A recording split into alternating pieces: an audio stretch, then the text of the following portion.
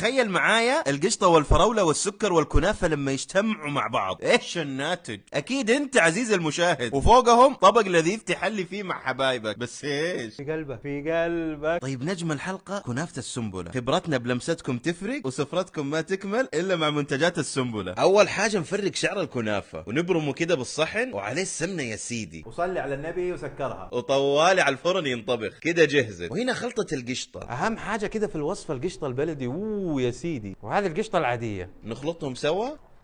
كده معاك اطيب قشطه للحلويات. والفراولة براحتك كيف تقدمها، أهم شيء تحليها بشوية شيرة أو قطر. بعدين نصفيها. الآن التطبيق، هنحط الكنافة عليها القشطة، أدخل يا فراولة قفلها بكنافة وزي من فوق زي ما تحب، مكسرات فراولات قشطات، يا سلام. وكذا جهزت معانا، علينا وعليكم بالعافية. يا سلام مع كنافة السنبلة.